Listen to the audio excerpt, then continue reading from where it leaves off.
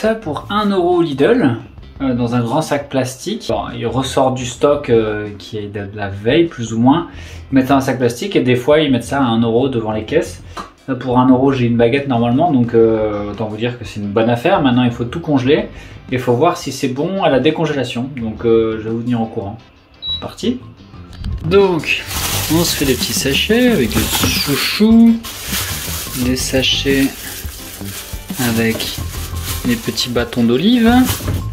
J'ai encore du pain aux noix, du pain cucurbitacé si je me trompe pas. Sent bon ce con. Du pain aux céréales et du pain multicéréales encore une fois.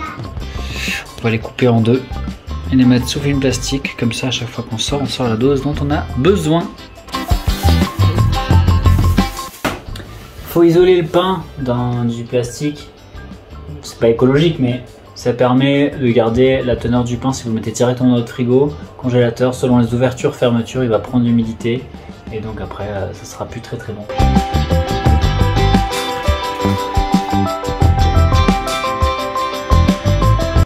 Faut pas couper en compartiments parce qu'en fait, si vous dégelez tout, après vous pouvez pas le recongeler. Et concrètement, si vous n'avez pas l'habitude de manger beaucoup de pain en coca, c'est que vous avez juste besoin d'un peu de stock, juste sortir ça pour manger, ça suffit en fait. Et puis c'est plus facile à conditionner, ça prend une place comme ça.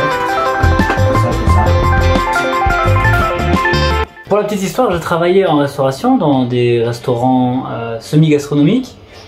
J'étais régulièrement complimenté pour le pain qu'on mettait à table. Bah, c'était du pain congelé. Hein. Pré-cuit, congelé, repassé au four.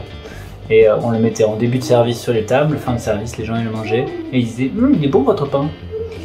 Oui, c'est pas grave de congeler du pain du moment que c'est bien fait et que le lendemain on n'essaie pas de le resservir aux gens.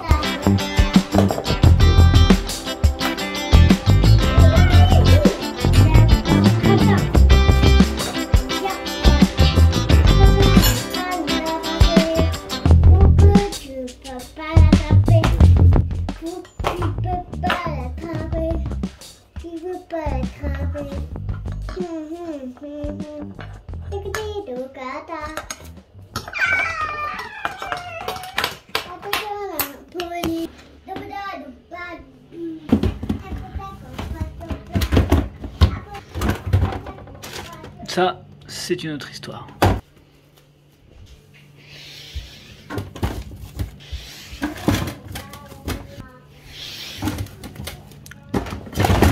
Et voilà.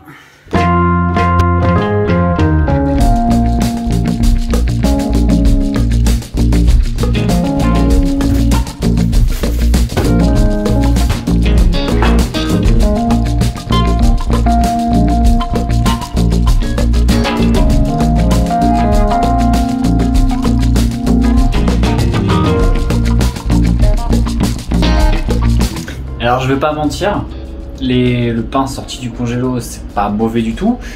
Moi personnellement, bon j'ai pas de grille-pain ici parce que j'ai pas la place pour mettre un grille-pain.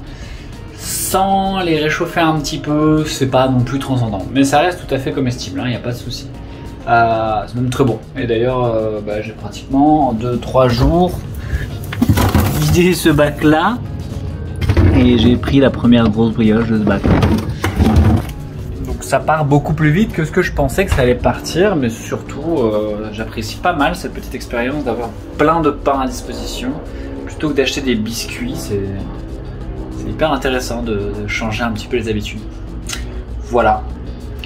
On va pas trop non plus s'attarder sur la fonction du pain. Attendez 2 secondes. Le pain c'est la vie. Non mais c'est juste pas cher, ça permet de stocker pas mal. Et franchement, bon, si en plus ça, vous pouvez tomber sur le deal d'acheter des gros sacs de pain qui ont 8-10 heures d'existence et de les congeler plutôt que de les acheter, parce que là on est sur des brioches qui coûtent 1 € à elles toutes seules. Là j'en ai récupéré plus d'une vingtaine, donc franchement c'est ultra rentable à ce moment là et c'est pas plus mauvais qu'autrement. Donc voilà, c'est un gros conseil que je peux vous donner. Je vais quitter cette vidéo et terminer là-dessus. Acheter du pain à congeler moins cher que le pain normal pour faire le tampon. Vous ferez doublement les économies entre les biscuits à pas consommer, parce qu'on est deux Avec l'accélération de la vie, on est arrivé à devoir acheter des biscuits des petits déjeuners pour pouvoir manger rapidement quelque chose avant de partir travailler. Et ça, c'est de l'argent qui s'envole et c'est pas forcément bon. Donc voilà, à un moment donné, trouver des solutions. Et celle-là en est une vachement intéressante.